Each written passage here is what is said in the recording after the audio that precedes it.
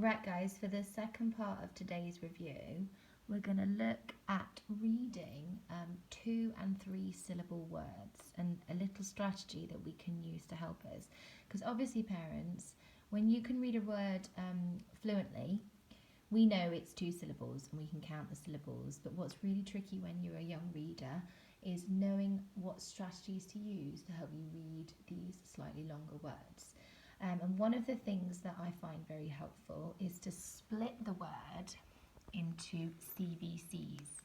And that basically means consonant, vowel, consonant. So a word like magnet, you've got g. So that there is a CVC, M-A-G.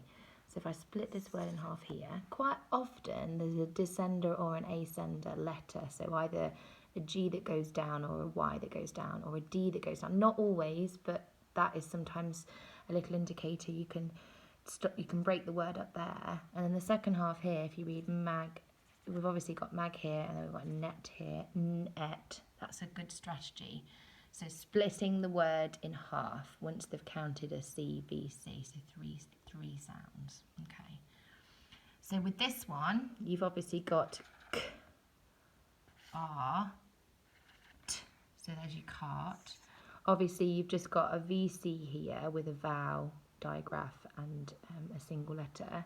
Obviously, then that is cart, cart, une, cartoon. Okay. Here we've got a lovely one that fits this rule. So you've got f, a, n. There's your CVC. T, a, s, t, ick. Fantastic. Okay. They don't always fit. Like obviously here we've got p, p. I'd read that one as pump. But again, you've got that P as a descender to stop at the descender, and then you've got k, I, n. So you've got pumpkin. So obviously there you've got C, V, C, C, C, V, C. Does that make sense? Obviously just a reminder when I'm saying C and V, it's consonant for C and vowel. We don't tend to go into that level of language with the children, talking about vowels and consonants at this age, but obviously that's where we start at the very beginning, when we start reading simple CVC words like sat when you first start phonics. But it's important that we don't forget these little strategies to help us read. So that is something that I just thought would be a nice little thing for you to do if you're at that stage where you're finding these slightly longer words to read. Obviously, if the children, and lots of My Ladybirds can do it now, they can read words fluently, but this is just a strategy. It's a really good strategy to use for spelling as well.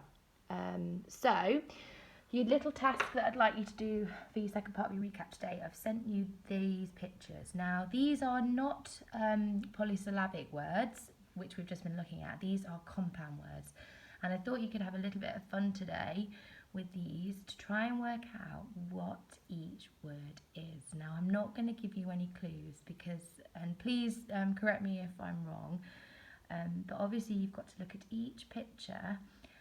But I think you'll manage these. You've got to look at each picture and work out what each word is. And compound words, they're slightly different, ladybirds, to polysyllabic words, which we've just looked at there. So a compound word, if you take a word like this,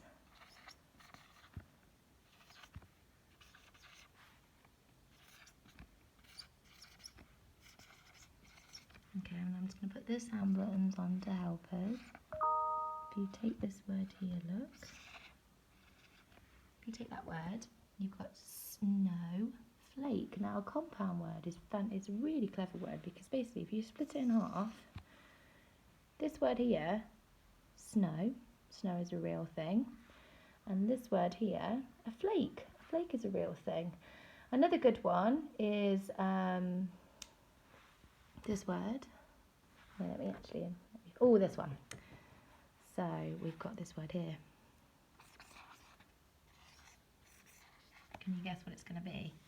We've got pop, which is a real word, and then we've got this word. Corn. Pop's a real word, corn's a real word. So a compound word is a word that is made up of two root words, two real words. So that's your little review task for you to do today after you've done your quick write. Thank you.